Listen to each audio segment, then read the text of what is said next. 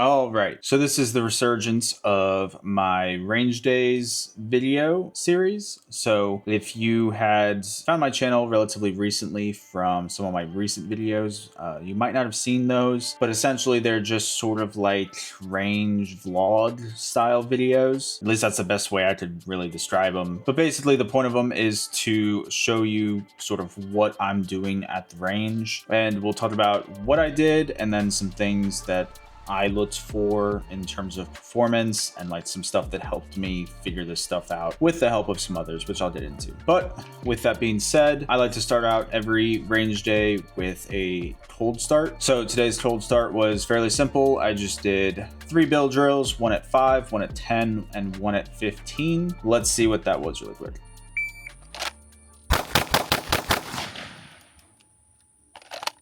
One Charlie.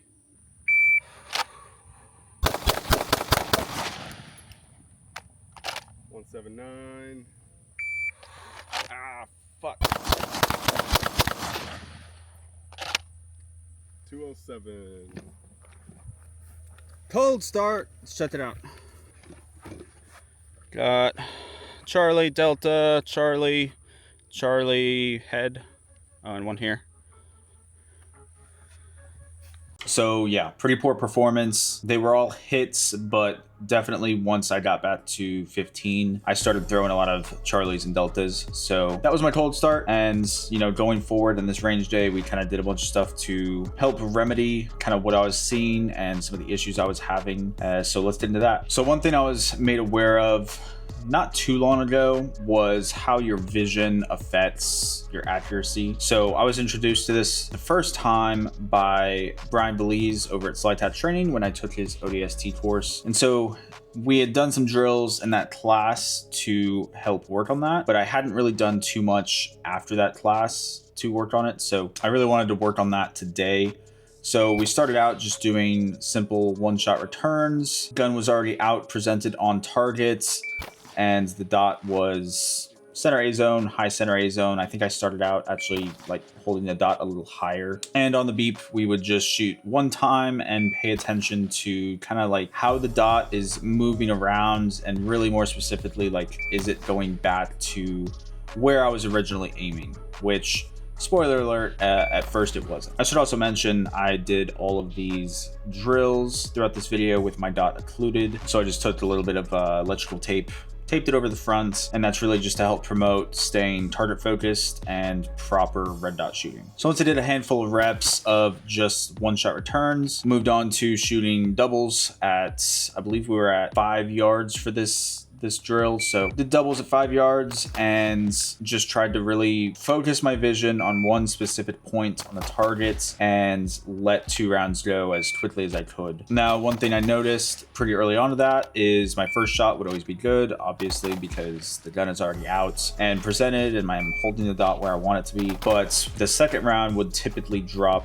low left. So to try to figure out kind of what was going on, I transitioned from doubles to shooting doubles, but I only had 1 round in the gun. So I would load a mag up, rack 1 in the chamber, and then I would drop the mag so that when I shoot that 1 round, it's not reloading another round and it's not going to slide lock on an empty mag. Now I would shoot doubles, but instead of the second round going off, obviously it would just be a trigger press. So I really wanted to make sure I wasn't like jerking the trigger when I was shooting doubles, causing anything to move that shouldn't be moving. I also played around with grip pressures a little bit. You know, I've heard probably 5 different ways that people apply pressure to the gun, all the way from like torquing down at the bottom of the grip with their hands to apply more pressure at the bottom of the grip, to really torquing up at the top near the slide, to there's all sorts of ways I've seen out there from high-level experienced shooters. But what I ended up settling on that works best for me was torquing down at the bottom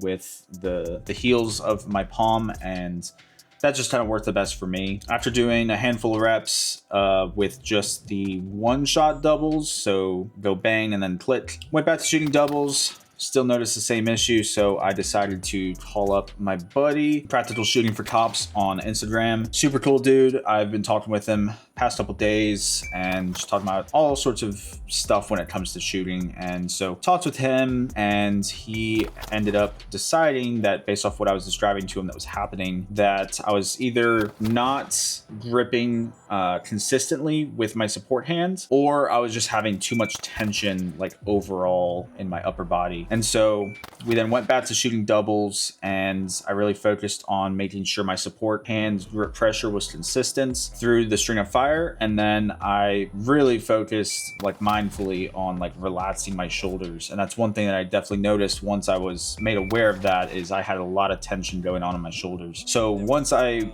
was able to alleviate that tension in my shoulders and keep the consistent grip pressure, I noticed a tremendous difference in how the dot was moving and where it was returning to. And overall, the doubles were just going much more smoothly. They weren't like stacked on top of each other, but they were, you know, before I'd made the change, I was shooting, you know, A zone, center A zone, and then the seconds would drop like low left A zone, like line breaking, or just into the C low left. And so it went from, you know, that probably 7-8 inch spread to, you know, 2 inches or something. So we did a bunch of reps of that, and just I really tried to focus on, again, maintaining visual focus on a small points on the targets and keeping it that way, and not having excessive tension in my shoulders. And that really helped. I noticed like as I would continue shooting more, I would start building tension, but I'd be mindful of it. I would alleviate that tension, and it was just this kind of back and forth. By the end of the day, I was consistent enough with it to not really have to be super mindful about it, but it's something I've got to keep working on going forward. So once we got a bunch of reps doing that, we moved over to working on transitions. So I had posted on my Instagram story earlier this week, or I guess at the time you're seeing the video, it'd be last week, but I digress. I posted a drill from Achilles Heel Tactical. It was a video that they had posted fairly recently about transitions and how they go about training it, and sort of the various iterations they do to progress on it. So I tried to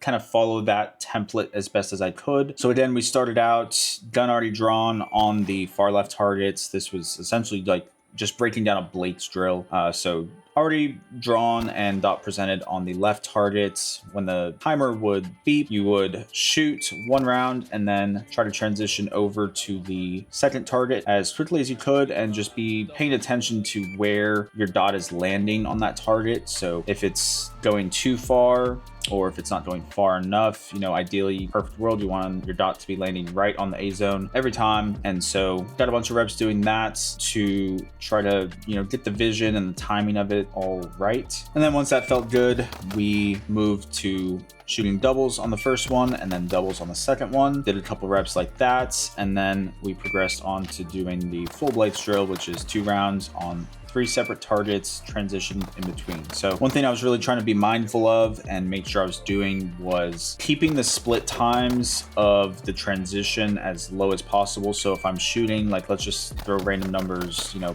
0.21 splits on the doubles, I don't want to have a 0.21 split on the first target and then a 0.5 split in between the transition, right? I want to try to keep it as similar as possible. And so at first, I definitely had longer transition splits, but then as I did it more and just got reps doing it, I definitely noticed that the split time between the transitions had come down dramatically. So by the end of it, you know, we started at 7 yards, did a bunch of reps like that, and then by the end of it, we were at 10 yards. And I can't remember the exact numbers, but I believe I was shooting, you know, 0.20 to 21 splits at 10, and my transition split was about a 2.4 to a 2.5 usually. So ideally it would be pretty much identical to my actual split timers, to where you're not, you know, letting the dot settle on the first target before you're moving it. But that's where we were at this point on this specific range day. And so going forward,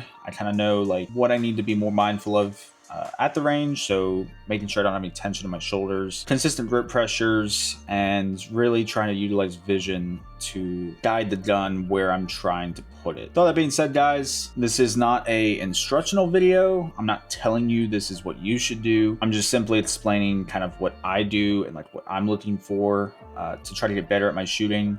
And so I'd imagine like some of the issues that I'm having where I'm at in my shooting journey, you might be having as well, depending on your skill level. You know, if you're a top like me and you haven't done too much like competitive shooting stuff before, I'd imagine you might have some of the same issues. And so, you know, take what I did to fix them with a grain of salt, try them out for yourself. Maybe it'll work, maybe it won't. But really the key takeaway is try to find, you know, a mentor or somebody like that who can kind of guide you on your shooting journey and give you feedback. And so I've been pretty lucky to have some guys step up and have conversations with me and offer to help. So big shout out to those guys. You know who you are. And with all that being said, guys, thanks for watching the video.